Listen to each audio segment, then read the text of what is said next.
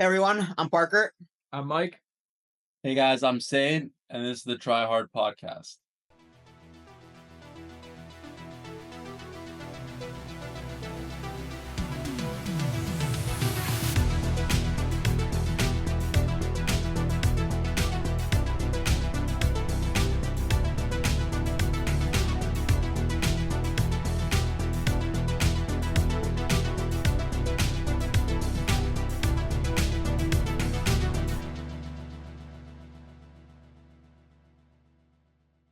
So in today's episode, we have this is our first Kona episode, I guess. So last week we mentioned that Parker and Mike can be in Kona, and now it's happening. So Parker and Mike are both in Kona. So Mike's helping Parker with some filming, testing lactate, and also just getting some training himself. And then Parker's doing some of his final sessions before the big day. So let's just get into Kona and everything Kona. So how's it been so far? When did you guys land and everything?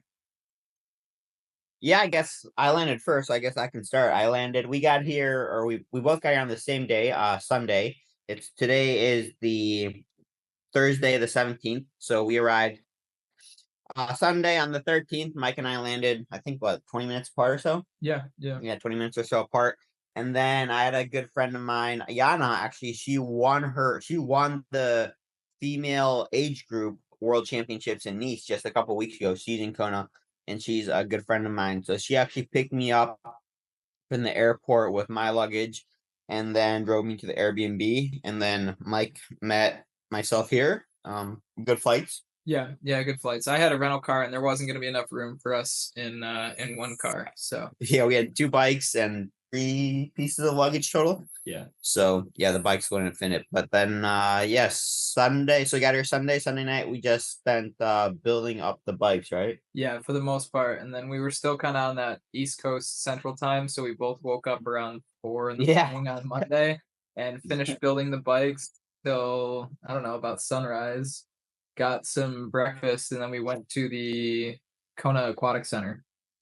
And Parker, we met up with 2 guys. One guy named Chad. I don't know how to say his last name. He's Chad Birkin something, but he's a very fast swimmer. He's going to be probably one of the first swimmers not out of the water, because he actually starts last or pretty close, but he'll have one of the fastest age group swim times for sure. And so is him. And then actually Joe Skipper's training buddy. Yeah, his name is Josh Holman. His Instagram name is Ironman Josh. And we got to the pool with those guys, and I was like, "What? Give me a reference point. Like, how good of a swimmer are you?" And they're like, "Well, for an Ironman, like we're kind of in that like 52 to 54 minute range." I was like, "Oh boy, today's gonna be a fun set." And didn't Josh say like he's not a good open water swimmer? Yeah, Josh said that he's a better open water swimmer than he is a pool swimmer. Yeah. But so the 3 of us, me, Josh, and Chad, hopped in the pool, and I said to Parker, I was like, "Oh, hey, there's Gustav over there." And like Parker's eyes immediately starstruck. He's like, "Oh my God, really?" And like he just like Parker like was like, "Oh, I'm going back." He walked all the way back to our Airbnb, which was like a mile. A little less than a mile. It was like 15 minutes. So I have this hat, and this hat is a very special hat. I take it with me to all my races. I was actually thinking before we went to the pool, I'm like, oh, I should bring this hat with me to the pool, because on that hat, I have signatures from some of the top pros in triathlon. I have Magnus's signature. I have Joe Skipper's. I have Cam Worth's. I don't know if I have Eric and Paula's signature, but I have a lot of signatures on this hat. I take it with me to all my races. I'm like, oh, maybe I should take it to the pool in case I see someone. But I was like, no, we won't see anyone on our first day here. And wouldn't you know it, Kristian and Gustav are at the pool. And so right when I see them, I gotta, I can swim at this pool whenever I want to, but I can't get their signatures, So I ran back to my flip-flops, got the hat, ran back. It was like 20 minutes. I should have logged it on Training Peaks. Were you in your Speedo still running back home? Or no, I short. But I wasn't my flip flops, but I changed into running shoes on the way back. But we got back, and then Mike. Once I got back, Mike was already swimming, and then Kristian was still swimming, but Gustav wasn't. Gustav was sitting on the bleachers. And if you guys watch my YouTube video, you should definitely check it out. But he was also sitting like right next to our bags. Yeah, so It was very convenient, Parker. Exactly. So I walk up to Gustav, I'm total like fanboy, and I think, I really didn't know what to expect. This is the Ironman World Champion. But I asked him, can you sign my hat? And we just start talking. And honestly, that's one of the coolest things about triathlon is I was talking to Mike. I don't know of any other sport we could go up to literally the best athlete in that sport. And honestly, he was asking me questions. He was like, so where are you from? I'm like, oh, Chicago. He's like, oh, Chicago. I stayed at a motel in Plainfield one time. I'm like, what? And we were just laughing, having a good time. We're talking, and Gustav only did 2K. Kristian was doing a 5K, so Kristian was still in the pool. And I just waited till Kristian finished, and then I started talking to Kristian a little bit, and then I told them I'm a YouTuber, and then they asked, "Can we film an intro for your video?" I said, "Sure." So they took my phone and started filming with it. It was honestly, I was so over the moon. I was like, I could just go home right there, right after that. I was so excited. And then Mike, you got some pictures with them, right? Yeah, I got out of the pool like in the middle of the main set because I saw Parker talking to them, and I was like, I only have one chance to maybe get a picture with these guys. So I just walked up and said hello and asked if they wouldn't mind getting a picture. So I just took a selfie with them and then hopped back in and finished the main set. Nice. Yeah, And then I know and they were both so what? Well, I was just gonna say, Parker, I know I saw that video of like the Gustav intro, like he did the whole spiel and everything. Did you like tell him what to say, or did he just like No, nothing. I said conversation? nothing. He literally said, "Can we film an intro for your video?" And I said, "Sure." And so I gave him the phone. He just started talking, and then he sees Kristian like, "Oh, Kristian, you should film like an outro." And so he hands the phone to Kristian, and then Kristian says like, "Oh, make sure to like and subscribe." It was hilarious. And then I asked Kristian for some tips of how, if he has any tips for me, and he did give me some, but I'm not going to tell them on this episode of the Try Hard podcast in case my competition is listening. I don't want to tell them the secret to winning the race, but I do have it. So pretty much they might as well give me the dub right now because Kristian told me how to win it. So are we gonna get this information for the Kona debrief episode, or is this gonna be word secret? Yeah, it'll be in the debrief episode. Good. Yeah. But I think so. Mike ended up having a pretty hard swim. Yeah.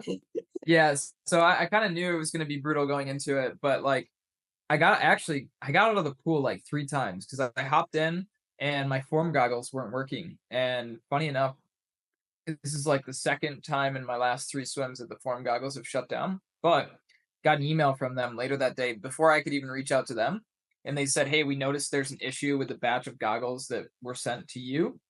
And there's like the heart rate monitor isn't working, so we're going to send you a new pair." And so they already sent, and it's actually already delivered to my apartment, which is pretty cool and very good tech support and customer service from Form. But got in, and the main set was 10 150s, 10 100s, and 10 50s. And the 150s, these guys were pacing it around 110 per 100, and they like the rest was fairly generous because like everyone's getting ready for the race. It was like 30 seconds rest, but I was doing like 116 pace and was pretty happy with that. And then when we got to the hundreds, I was doing like between 113 and I think like 115 was maybe one of the slower ones. But yeah, like I wasn't even able to hang onto their feet, even if I gave them 2 to 3 seconds after pushing off the wall. Like I was not hanging on. But it was fun to swim with them. How is the Kona pool? So it's the Kona Aquatic Center. Is it yards? How many lanes are there? It's yards. It's actually an Olympic pool, and then they have the ability to divide it up into 2 short course pools. So yeah, a lot of people swimming there, and it's a good setup. And what was really cool is that all public pools in Kona are free, so we didn't have to pay. Yeah. It was a little busy, but it is what it is, and it was free. I ended up I splashed around for 1,300 yards or so, just to get in the water. I actually listened to my coach, and I did an easy recovery swim as was on the schedule, and not a threshold. I didn't feel like going first workout in Kona. I wasn't ready to go to the well and do some hard swimming, but yeah, we did that, and then we got back. We after that. We did easy. I have 40 miles or so. Easy. Yeah, relatively easy. I was at threshold. I just was not that swim cooked me completely, so I paid for it during the bike and the run. It was hot. It was definitely, we've both been not really struggling to adapt with the heat, but we definitely noticed it on sessions. But I think we actually were talking about this today. Today is kind of the first day where we felt like the heat hasn't really impacted our performance too much. Yeah, like it was definitely hot out there, and there were points today where I was like, oh yeah, like without the breeze, this is pretty toasty and I'm dripping sweat, but it didn't impact us as much. Like our heart rate didn't spike too bad. And then I've been wearing the core body temperature sensor, and the first 2 days they were probably less training than we did today. And it was like a 10 out of 10 heat strain index. And then today was like 5.8. So like my core temp wasn't getting as hot, which is good. It's a good sign. And it even has a thing in the app that says like you're getting accustomed to the heat, but not like I'm not fully like adapted to it. That would probably take 2 to 3 weeks worth of serious heat training. My Garmin says I'm acclimated finally. So yeah, we're getting there. But then yeah, I pretty much did it. We did an easy run off the bike too. Mike was dropping me on that one. Easy. I actually took it easy. Mike was I was fearful that Parker was gonna drop me, so I got out ahead of him and I kind of just kept going. I didn't realize Parker wasn't even close behind me. And I got her, it was like 170. I guess. And then average power for that easy ride, I have 190 or 180, 190 normalized, 133 average heart rate. And then for the run, I have, I think it was like an 840 pace with a 122 heart rate. And my performance conditions have all been pretty negative. So yeah, it shows you. But that pretty much did it for Monday. We didn't really do much else, did we? No. No, just yeah, I think that's. You guys get really Monday or was that Tuesday? No, Tuesday. We were Tuesday. We were so tired. We were cooked. Yeah. Training. Yeah. And the jet lag. And the jet lag. Yeah. So we didn't. I think I had cereal for the first 2 days. Yeah. Here, we didn't even get groceries. But we went on Tuesday. We both once again got up at like 4. We were still kind of jet lag, and then we went for our first open water swim, that was actually a lot of fun. Yeah, we just did 3,000 yards, so about an hour. They have buoys set up, so how often would you say the buoys are spread apart? 300? Like 200 to 250 maybe. Yeah, and so we just did kind of some. Those are the race buoys, right? So just one side that's set up, and then the other side they haven't set up yet, but the ones that are set up are going to stay there race day, I'm assuming, right? Yes. Yeah. And I was a little worried as how the swim was going to feel, just because I've never really swam in the ocean without a wetsuit if we were just swimming in our Speedos. And 2 things I noticed. One, it was warm, and I'm happy that we're not wearing even if it was a wetsuit, like if you could wear a wetsuit, I wouldn't, just because of how warm it would be. Mm-hmm. And 2, how salty it was. We got out a few times just so we could, or probably once or twice, just so we could get some water because it was so salty in our mouth. So that's something I'm not looking too forward to on race day, but I'm going to make sure to have a big thing of water right next to my bike in T1 just so I can down some right when I get out of the ocean. But the swim actually felt pretty good. It's pretty buoyant though with the salt though, right? Is it no? Can you like feel it that you're a little more buoyant than like lake swim or not? Not you can, right? I don't know if I ever have like felt that in saltwater per se. But it was good. Like I don't even think I would really need a swim skin. Like it was kind of fun just swimming in the Speedo. Yeah. Yeah, and but it's like clear too. You can see very clear. Pretty so down, and yeah, when you get farther out, it gets a little bit sketchy because then it gets like deep, and you're like, it gets darker, and you're like, I don't know what's beneath me, but it could be shark, could be barracuda, because that's what Lionel has been running into. And they actually, one of the days that we were swimming, they closed down another beach down the road because there was a shark sighting. Well, luckily we did not see any sharks, but the swim actually went pretty well. We were pushing like between 120 and 130 paces, I think, for some of the efforts, which I was really happy with considering it was just kind of Speedo swim, just going out there, first open water swim. So that went pretty well. And then we had a bike with some openers and I ended up doing 47 miles on this one. And Mike, you turned around a little early, right? You had some bike issues. I had some bike issues. I was also like kind of cooked. I've been finding that I don't bike that well off of swims. I need to do more swim bike bricks. I was overheating, and then my disc brake was rubbing and my shifting wasn't very good. So we took my bike into the shop the next morning, I think. Wednesday morning, to get that looked at, because I can fix those things generally, but without a bike stand, it makes it a real pain in the ass to fix it, and it ended up being something that I wouldn't have been able to fix. It was the derailleur cage was bent. So yeah. And then how was that ride, Parker? My So I work- see that you did solid power numbers. Like, did you feel like the wind? Was it windy that day? How was the heat? How like that's your first I meet? don't. It was I a would little say, windy. so- It was very windy. It was very Yeah, windy. I do remember that. I set my I don't even know that Strava does this, but on the way out, and like Parker dropped me by at least a minute and a half to 2 minutes probably, and I had set my record on Strava for like my fastest like 30K or something Yeah, like 30K. that. I didn't even know they tracked that. It's such a weird distance. And I was like, okay, and then we averaged like 27 miles an hour for the first 40 minutes of the ride. And I was getting dropped and I was not feeling good. And he's like averaging probably 28. Yeah, it was windy. It wasn't too hard of an actual workout though. The workout, it was 3 by 5 minutes at I think around 2:30, 2:40, then 5 by 2.5 minutes around 2:70, 2:80, and then a few 30-second spin ups kind of just to get the legs firing. It ended up being, as I mentioned, I think 2 hours, 47 miles. Normalized power was 226. Average power was 211. Average heart rate was 138. So I definitely already was feeling a little bit better than the day before. And then we had easy runoff. We actually ran off at did you run off on that day too? Yeah. Yeah, we ran at the energy lab. That was the first.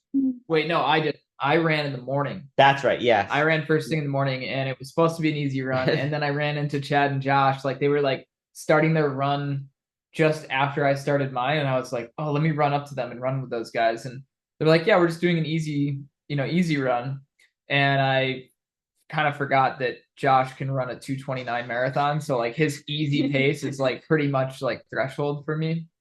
But yeah, I got cooked again. yeah, that's also impacted the bike. Yeah. But I just did an easy run that was the first kind of introduction to the energy lab.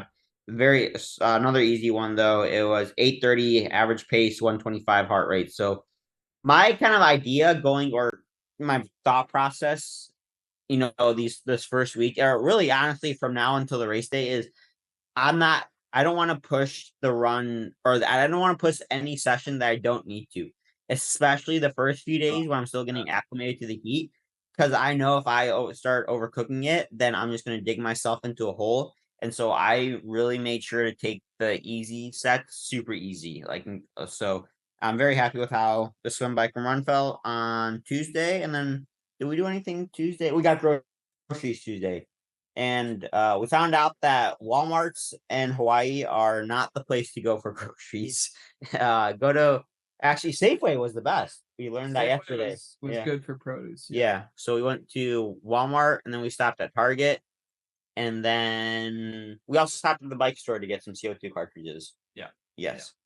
So that pretty much wrapped up Tuesday. I think we did. And then I got a chicken Big Mac from the McDonald's at the Walmart. That wasn't a chicken Big Mac. They served me a burger patty anyway, but a beef patty.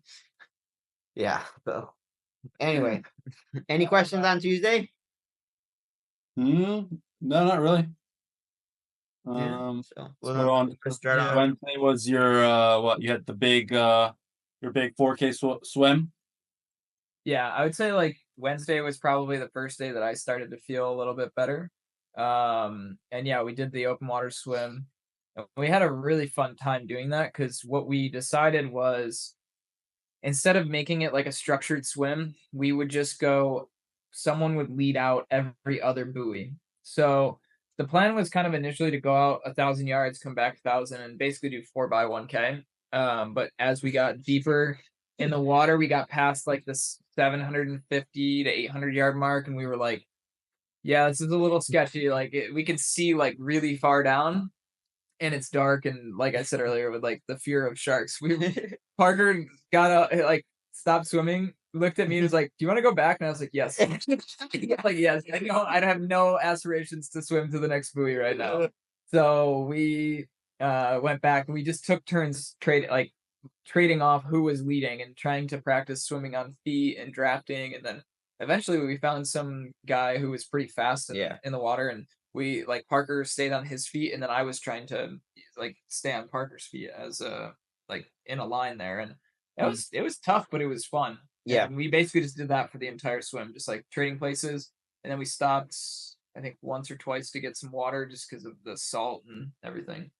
Yeah, that was fun. And then that's the second time we saw Kristian and Gustav. Well, we didn't really see them. We saw They swam by. Swam by, but the thing that gave it away was their friend, who I think is also maybe their videographer, was with them, and he was standing right by the pier. And then when we looked, they have like a little like cubby system where people put all their stuff, like all the Ironman athletes. And I look down, and in the bottom right, I see a pair of like the On Cloud Monster Hypers, Plasmade, and Oakley sunglasses. And I was like, oh, that's pure Kristian dogs. Yeah, and then Mike said he's recognized Kristian and Gustav coming back. One of them, it was like there was a kayaker with them, and their turnover rate was like ridiculous. They were flying in the water. Yeah, they did like 5.2K in about the same time that we did 4.2K, and they went all the way out and all the way back. So they sharks don't scare them; they scare sharks. Yeah, no, that was So we didn't talk to them there. But it was cool, seeing that they were training, and they ended up biking later that day, like 100 miles, and doing like an easier run. So I think they were doing just lots of easy volume. But then after that, we were actually originally. Before we go on, Parker, let me just interrupt. So for when you guys are like swimming and everything, do you see like a lot of on the course? Are there a lot of people swimming, or would you say there's like 20 people or more than 20? Like if you go in the mornings, there's at least 20 to 30 people that are on the course right now. And it's only going to get more or get bigger as the race gets closer. And what's kind of sketchy actually is because they only have like one side of the course, it's kind of like you're going down like a 1-lane highway almost. And so you always have to make sure, because people are swimming in opposite directions in the same kind of lane, like if you call it a lane. But you just have to be very careful. You don't run into people coming, going any direction, because there's people going the same. And it's very wavy. There was a huge cruise ship that came in, and Parker and I think that maybe the wave, because the first day we swam, it wasn't too wavy, and then the second day it was very wavy. And I think the result of that was they had these little like shuttle boats going back and forth between the cruise ship and the island. And I think when those boats come in, and they come on the inside of the buoys, and I think when they come through, like their wake is just causing a bunch of waves. But it was hard to sight sometimes and see the buoy. Like you're kind of like bobbing up and down over the wave. And then like, sometimes if someone's swimming at you, they're like a foot or two in front of you before you realize they're there. And you're like, oh shoot, I got to move. Yeah. And then we were originally going to do a longer bike on yesterday, so on Wednesday, but because Mike had his bike issues, he took his bike to the shop. And so we decided to kind of flip-flop today and yesterday. And so instead we did more of a longer run. So I actually ended up biking to the Energy Lab. It's about 7-8 miles, so about 20 to 25 minutes. I did a little longer of a bike ride there. I did, I think, just under 50 minutes. I biked to the Energy Lab while Mike dropped his bike off at the bike store to get it looked at. And then he started running, and then I kind of sagged for him a little bit. Not really, just the last mile or whatever. But then, once you finished, I kind of started my run workout then, right? Yeah. And then my run, I'd end up doing 11.5 miles total. It was some 3x7 minute threshold intervals, which we did because the Energy Lab, there's kind of like a slight hill. You kind of go downhill, and then coming back up, obviously you come uphill. And so I did one going down, one going up, and then one kind of half and half. And it definitely, the heat, my heart rate was quite a bit higher. I mean, not actually too much higher, but I was able to hold roughly the same paces that I would hold back at home, and RPE was relatively similar. But yeah, heart rate was a little higher. So take Not that that. for Looking at it. your Strava, it's really not that high though for you, right? Is that similar to what you would target for race pace off the bike, heart rate wise? Yeah. Yeah, or yeah, threshold. So we did the 3x7 at threshold, and I think I did 5:45 going downhill, 6 minute going uphill, and then like 5:52 going both directions, and then finished off with 10 minutes at around race effort, which I think I was at like 6:30 pace. So yeah, I think that went pretty well. And then yeah, Mike was on the bike, which helped a lot. He filmed and had some water. So yeah, really happy with how I felt on yesterday on the run. And you did how far did you go? You did 6? I did 6 miles. I was just doing one down, one back. I would stop at the car, took lactate, got some more water. First loop, lactate was at 2 millimole, and I was like, okay, this is good. Like I am actually like staying fairly easy here. And then I kept basically the same paces, but my lactate went up to then 3.4 and then 3.5 after the next two. And I was like, either I'm getting bad readings or the heat is getting to me still, and probably the latter. But it was still a good run, and probably one of the easier, slower paces I've run in quite some time. Yeah. Well, the heat in the hills, they really get you. Yeah. And then are you like, and I actually ran so hot and you're sweating? Do you are you like trying to be on top of getting sodium when you're not training, or? Yeah. You should ask Okay. Parker how much bubble. Like he's got these bubbly waters. No, it's 33.8 fluid ounces, and he's drank like 8 of these in the last 2 days. Yeah, it's talking to Mike though. It's hard because I drink so much. You're drinking so much when you're not training. It's like you have to go to the bathroom every 10, 15 minutes. But as soon as you start, like within the first 20 minutes, during a session or something, I'll go to the bathroom and like I can tell I'm a little bit dehydrated. So it's just, you always have to be drinking when you're not training out here, especially, yeah, if you are going to be training, just to really stay on top of it. And I was a little bit behind on our liquids today, and I definitely have a slight headache. But it's, yeah, just always be drinking. Yeah, that's for sure. But yeah, that pretty much did it yesterday. Then I ended up biking back. That's when we stopped at Safeway. Got Mike's bike from the shop. I almost dropped 11K on a new bike, but I didn't. There's a really nice Trek there on sale. What color? Yeah. They had a Trek black one that normally retails at like 9,500, and they were selling it for 6,500. Yeah. What group set was it? Ultegra? I don't know. I think we need to go back and find out. It was either Force or Ultegra. If it was 9,500 retail, there's no way it was high end like red. That's what I was guessing, was that there was like the mid range group set, which is still great. Yeah. So they had another one. They had another one which was it was originally 13,000, but it was on sale, or it was 20% off, and that one had the SRAM red ETAP. Yeah. Oh, that's sweet. They also had the head disc wheel that's got like the cutout in the middle. Yeah. And they have them for rent for the race, which they're all rented out, but they do have one or two maybe that were coming in for sale, and they sell them for $1,600, which like it's not bad. A lot of money. Online, I thought it was 1,400, so it's not that big of a markup at all. Oh, see, I was expecting it to be closer to like 3K, because that's what Zip sells their disc wheel for. So yeah, that's what I thought as well, but they're a little cheaper. Well, they said they were originally 1,900, but then they're on sale for 16. Interesting. Yeah. Weird. But anyway, that did it for yesterday, and then we watched the Chris Lieto call for the Kona course preview, and then we really didn't do much else. Oh, I took my drone up. Oh, that's right. Yeah, that was cool. At the end of the day, we went out to the pier, and I put my drone up, and I've got like these FPV goggles and a controller, and it was pretty cool. I actually flew it all the way out to the cruise ship that was probably like a mile off the coast, and I flew it over the cruise ship.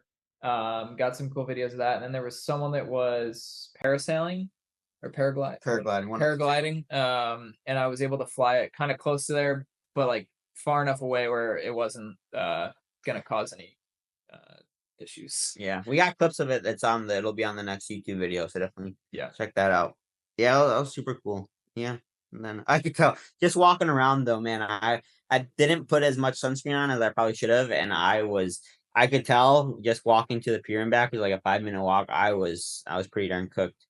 So we took it relatively easy the rest of the day. And then so then today we did the long ride. We ended up driving out about 45 minutes or so to it's actually a gas station in one of the Lionel's vlogs. It's kind of the last gas station before the climb to Javi.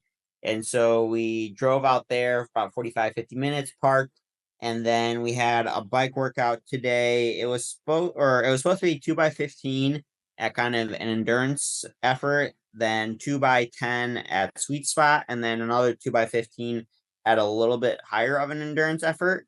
But we ended up just doing one of the 15-minute intervals at the very end. That was up Javi, but the first two went well. We held like between 230 and 240.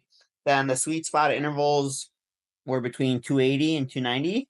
And then the last 15-minute up to Javi was around 265. So felt pretty strong on that. We went up. What was that one? We took one turn off of the course. Yeah, so when you go all the way down the Queen K on the course, eventually you get to a point where you have to, it's a left or right turn, and you take a left, and that kind of starts your descent down into where that gas station was, and then it's like the climb up to Javi is right after that.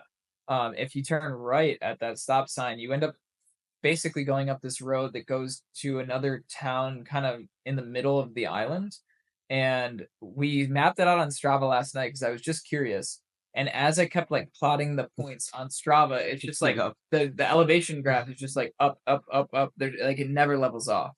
Mm-hmm. And we mapped it out, and it is the first 3 miles were like a 1,500 feet elevation gain. I think it starts the gradient starts to drop a bit, but I think it's like 9 or 10 miles, and it's like 3,000 to 3,500 feet of elevation gain in like 9 to 10. Like that's pretty steep, and it just goes up the whole way. So we did one of the intervals up there, and then Parker and I were talking, and I was like, I honestly don't think I could go any easier and still move forward. Like I was like, Parker is lighter and he can climb a lot better than I can, and I found that I need to push 20 to 30 more watts just to hold his wheel. Oh, it was closer to 30 to 40. Yeah, 30 to 40. Like I was holding around 300. Yeah, 295. I'll have to look at what that section was. Yeah.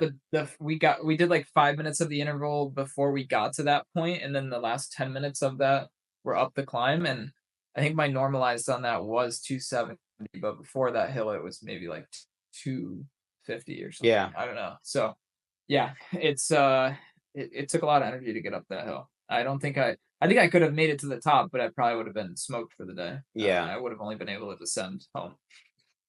But yeah, we ended up making it to the top of Javi, which actually wasn't that bad of a climb, to be honest. It looks really bad on the elevation map, but it really wasn't too bad. It was just kind of a slight uphill with some rollers. There are a few punch bits, but nothing crazy. Yeah, not that bad.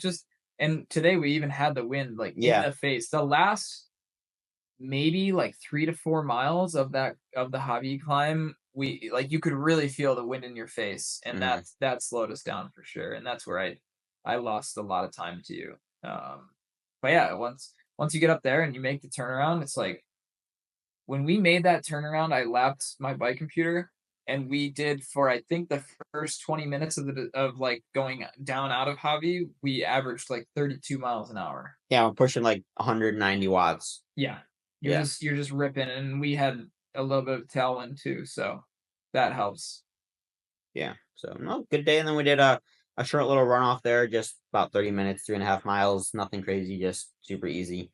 But I guess if you guys want more numbers for the bike ride, I ended up doing 200. I think actually had almost the exact same numbers. Yeah, 235 normalized power for both of us, and 210 average power.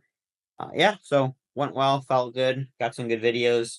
And then it's gorgeous. It is. Mike and I keep telling each other it's honestly like you're in the Jurassic Park.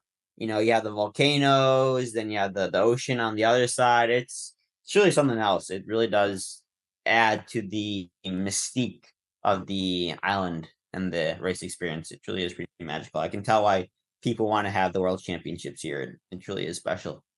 But after that, we drove back. We stopped at Ace Hardware, Home Depot, and then Mrs. Berry's Kona cookies. and got some cookies, got some super glue. It's probably one of the sketchiest cookie places ever, or not, just the like right next to like an auto body shop. Yeah, but like in an industrial park. Like it just makes no sense that this cookie shop is there. But good cookies though. Yeah, it was pretty good. Yeah.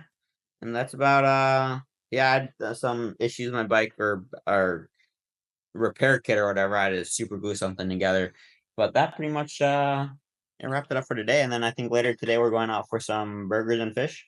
Yeah. There's a burger place that supposedly has the 8th best burger on Yelp in the United States. So we're gonna go there today. Mike's gonna get a burger. I'm gonna go there after the race and get a peanut butter burger that they have, but I'm saving that for my post-race meal. So I'm just gonna have the daily catch or something, some fish today, I think. But yeah, pretty good.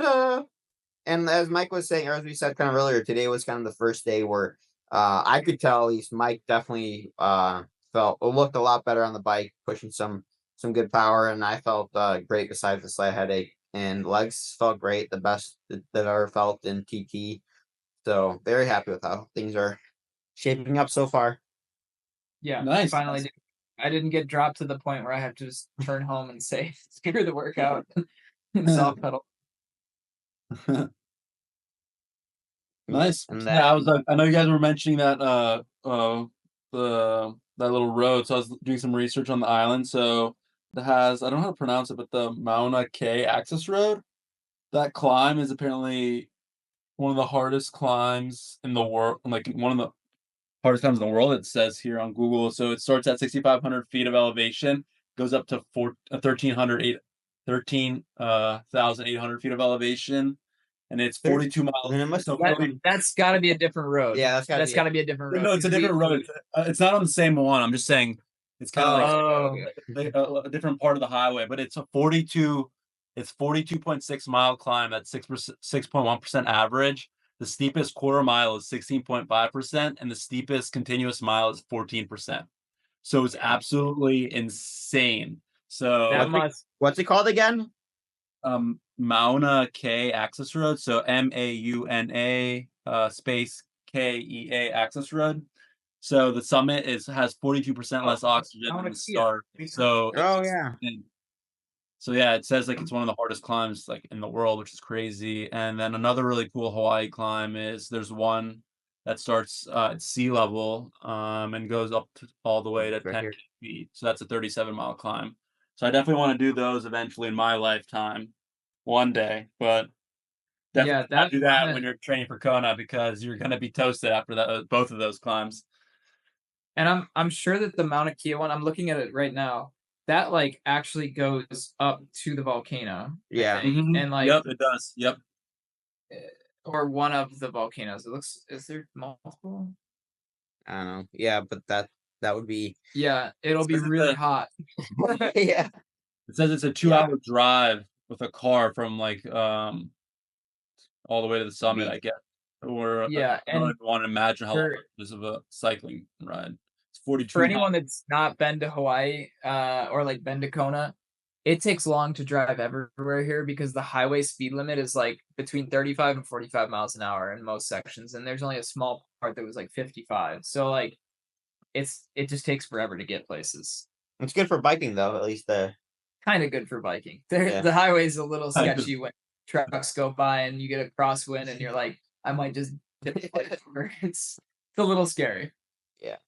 But and then also another fun story is when we're at the Home Depot, a lady comes up to me, she's like, I watch your videos. I'm like, oh really? She's like, yeah, me and my husband, we watch your videos and stuff. Oh, that's so cool. Felt like a real social influencer, you got random people coming up to you. But yeah, so if she's listening, shout out to her. I don't know. She didn't say anything about the podcast, but maybe. Yeah. But yeah, so far so good, I'd say.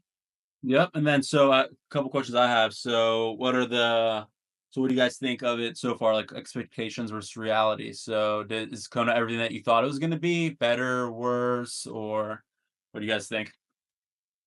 I think I think probably pretty much the same. Now granted, I had kind of not really high expectations, but everyone hypes it up, Kona, Kona, Kona. But honestly, like biking out here, running out here, it truly is pretty special. With the volcano, the lava rock, the ocean, it's like this truly is incredible. Yeah, I would say like pictures and videos don't quite do it justice. Like after looking through like my pictures and videos I've taken so far while I'm here, I'm like, it just doesn't capture like how special and unique this place is. Like it's basically just one giant lava field. Lots of goats too. Yeah, a lot of goats. Yeah, I haven't seen much other wildlife besides goats. No. Yeah. But yeah, it is just a very unique place. And I can see why this is so hard. Like it really torched me the first 2 days trying to train like I normally would out here, and it's like what would normally be pretty or relatively easy was like feeling like threshold with the heat. And then the bike, it's a beautiful bike, and like there are parts where you can go really fast, but then sometimes it's a very stressful bike because you're trying to handle your bike and make sure that Yeah. you're not getting blown over by a crosswind, and like forcing yourself to stay in aero and get comfortable handling that versus like coming out of aero, being up on your base bar and like just like hanging on for dear life. Yeah, no, it's pretty special. And then I was also telling Mike, we can also see why or how having the men's and women's championships on the same weekend would be too much. I mean, because even with just the men here, it already feels already a little clustered, and we're still more than a week out, and it's just the men. We can only imagine like if they had the men's and women's at how, because it is pretty small. I mean, there really isn't. Yeah, it's kind of small, and then having just the roads would be completely crowded because it already seems kind of busy, with the men by himself, and then if you add the women too, it'd just be, yeah, I could see why that would be too much. But it is too bad that they couldn't have it like separate weekends or something like that, because I could see why people want the World Championships to be here, because it does feel pretty special. Yeah, yeah. No, I guess we can do that. I think we could do the Kona World Championship debates when it's not like the Kona podcast in a couple weeks, because there's a lot of Yeah. different opinions. Yeah, I was also just gonna ask, so what are the next few couple of key sessions that you're gonna be doing, Parker? I know you're pretty much you're like 11 day or 10 days out from today, or 10 days out from today. So any other major sessions before the build's officially done? Possibly one more. Well, no, two more, I think. Tomorrow's a super light day. Just an easy bike, easy splash. Saturday is kind of up to me, kind of how I feel. Right now, we have another kind of 2.5 to 3 hour ride, but also possibly shortened. Actually, I'm gonna be doing that with Todd. You guys, if you listen to previous episodes, we had Todd on, I think 2 episodes ago. So Todd and I are gonna be training together on Saturday. We have right now it's supposed to be 2 hours, 45 minutes. Probably will be a bit shorter just because we had the bike ride today instead of yesterday. So that's just one less day of recovery. So, but then we also have a transition run, so a little bit of harder runoff, some race pace. I'm going to try out the carbons on that, which I will definitely be doing that run. So hard runoff. And then Sunday, I'm doing the training swim, which is you do the entire swim course. It's actually a race. So you have to sign up for it. You have to check in. And so I'm going to be doing that Sunday morning. And that's 4.2 Ks kind of straight. So it will give me a good feel for the actual race and swimming. I think I'm going to wear my wetsuit for that too, just so I have an idea. Swimsuit? Yes. Swim skin. Yeah, or my swim skin for that. So I still don't have next week's workouts planned, but just from previous races, I know it's going to be pretty super light, maybe a few openers in here, but I'm not going to do any more intensity after Wednesday. Wednesday will be the last day. If anything, it's just going to be strides on the run. So Nice. yep. Yeah, I think that's all I have really. And then I guess next episode we can go more into your race setup on the bike and all that. We'll do a recap of the swim race too. Yep. Sweet. Yeah, great. I guess how long have we been going for, Parker? Yeah, about almost 45. Yeah, 45. Well, I think I know. Seid, big thanks to you for staying up so late. I know it's already 9:30 where you are. It's only 3:30 here, so appreciate that, and we'll let you get to your. But I know 9:30 here. Mike and I already passed out, so I'm done by 8. yeah. I hope you guys enjoyed this episode. As I mentioned, I got a bunch of stuff on the YouTube, so check that out. The next video will be of the long run and the ride today, and then I'll probably do one more video of Saturday and Sundays. So hope you guys enjoyed it. Let us know what you guys want to see next, and we'll catch you guys in the next one. See you guys. Thanks for listening to this week's episode of the Try Hard podcast. If you enjoyed it, we'd appreciate it if you could share with others and leave us a 5-star rating on Apple Podcasts and Spotify. If you have any questions or comments for us, you can either DM us on Instagram, leave a comment on YouTube, or message us through the Spotify app. Lastly, I'd like to thank the sponsor of this week's episode, the Naperville Acupuncture Center. If you ever find yourself in the Chicagoland area and are dealing with some aches and pains, I cannot recommend Frank and Angela enough. They do an amazing job over there, and I promise you will leave feeling so much better. Thanks again for listening, and we'll catch you guys back here next week.